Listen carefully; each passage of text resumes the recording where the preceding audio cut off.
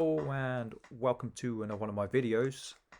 For some reason my video yesterday absolutely blew up. It got over 2,000 views. I have no idea why. I don't think I've done anything different. Maybe the algorithm picked it up. I'm not sure, but I am appreciative of it.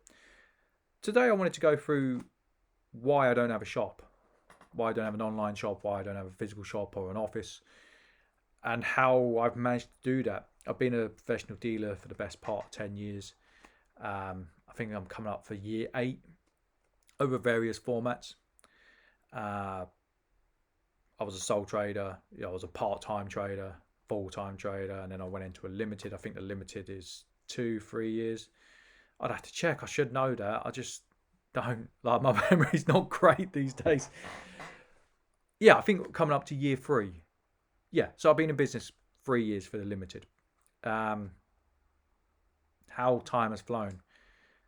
But yeah, I wanted to talk about why I never needed it, and hopefully someone gets something out of this. Maybe you're a budding entrepreneur. Maybe you can look at your own business and think, I'm paying too much here and I can cut down here. Times are tough. It's always good to get ideas from other people. I'm constantly asking other people their views as well. So yeah, when I started, I was doing a master's degree. I was I was picking up coins during my master's degree. It wasn't a lot. I did it because I enjoyed it. I've always enjoyed coins ever since I was a kid, but I was never really into gold and silver. I was just into world coins. I found it interesting that different countries had different currencies and it meant different things. I remember my mum showing me her collection. It's a bit of a contentious issue actually. I won't go into it, but she had a peace doll and I thought it was the best thing since sliced bread. I thought it was absolutely amazing. I was a strange child. But jokes aside, I always kind of liked coins, but during that period, so around the age of 25, 26, I'm looking at it. I already knew I wanted to be in gold and silver. I was under the impression that the EU was falling apart. I still think it is falling apart. It just hasn't fallen. If anything, it's been galvanized since Brexit. It's a topic for another day, really. But I'm buying in these coins as an investment. I remember I bought in 250 pandas. 250, 150, might have been 150. I bought in over 100 pandas. I don't want to lie. I can't remember exactly the amount. And then Brexit happened, and I think I made £600 on it. And I was like, oh, this is all right. I bought them in for investment. Great. I was just a hobbyist. I really enjoyed it. When I did the research, I remember researching. I was in Germany at the time, and I was going through all different silver coins. I was like, well, it doesn't make sense to buy maples or eagles, etc. I want something that's semi-numismatic. And back then, the semi-numismatic market was thriving. It's dead. It's absolutely dead at the moment. I think it will come back. I think it has to come back just by Gresham's law. It just has to, but it may take some time. So yeah, I finished my master's degree, and I wasn't, well, I partly finished it. I got one of them and I failed the other. So I'm both a graduate and a dropout at the same time, which is absolutely hilarious if you think about it. And I'm just burnt out.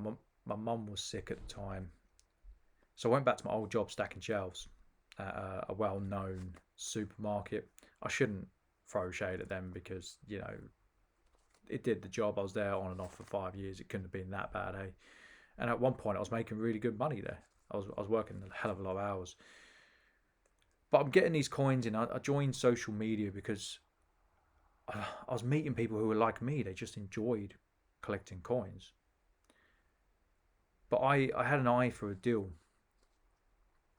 So I started getting coins in from a supplier internationally. And I was also sniping from your Hatton Garden Metals and your Atkinsons, and I'm probably one of the reasons they started to get savvy about their pricing. I think they've gone too far the other way where they're too expensive. I think the idea, no, I don't know. You're going to have to ask them, and you might not never know.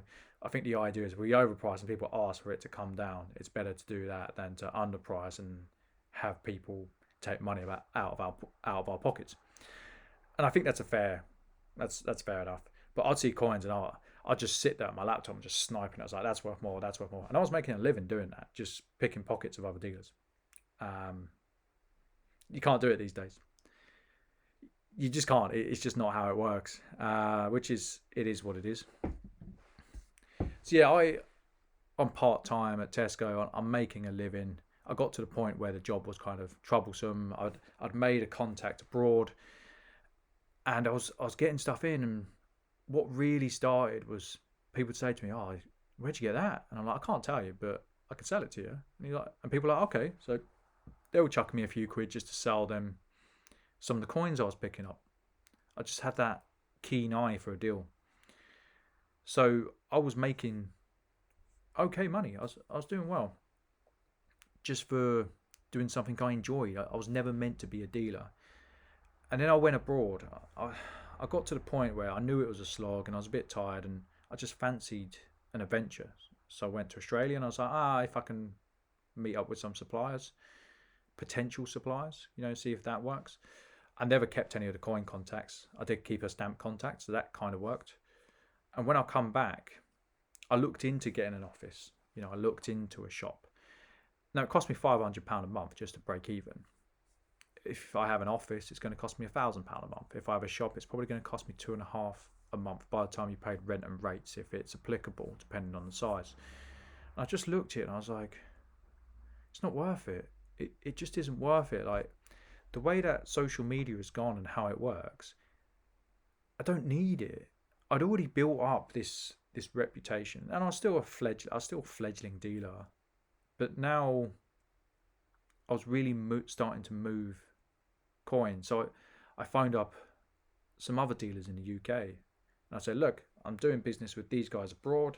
I haven't had much luck in the past in getting on, say, commercial relationships. But back then I didn't really understand why that was. I understand it now. That's a story for another video. So I started picking up more suppliers, and it just really snowballed. So we get to COVID, and by that year, I'm doing okay. I'm looking at numbers and I'm like, doing all right here, Sean. Don't worry about it. COVID happens, and I have to wait. I think it took 10 months maybe to get my bounce back loan. And by the time I got it, it doubled my income.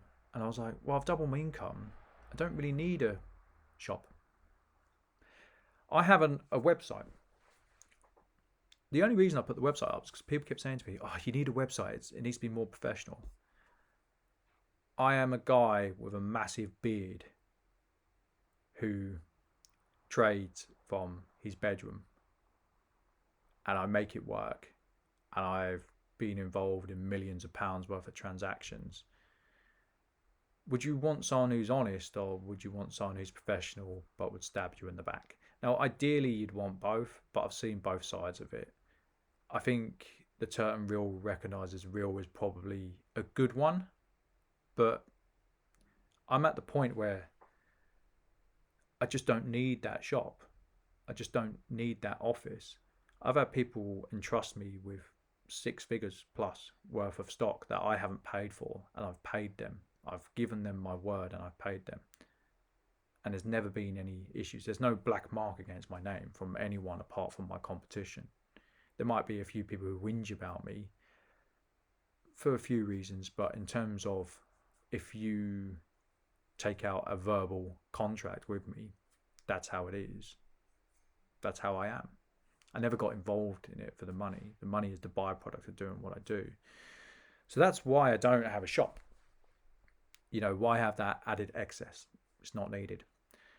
Now, in terms of people who do want to buy from me, because I get asked this a lot these days, especially on YouTube. YouTube was never set up to be a sales channel. I promise you that. There are YouTube sales channels. I don't particularly like them, but I also admire their grind, in the sense it's not something I want to do. Just email me. Like, I deal on Facebook, I deal on email, I deal on WhatsApp. Preferably email me and we sort it out on WhatsApp, but it's very easy to get in touch with me. I can't help everyone. I don't really deal with people who are abroad for a few reasons. Again, it's kind of out of my control. It is what it is. But yeah, that's why I don't have a shop. I hope you've enjoyed the video. I hope you've taken something from my little backstory. Yeah, and thank you for the continued support. Take care, guys. Bye.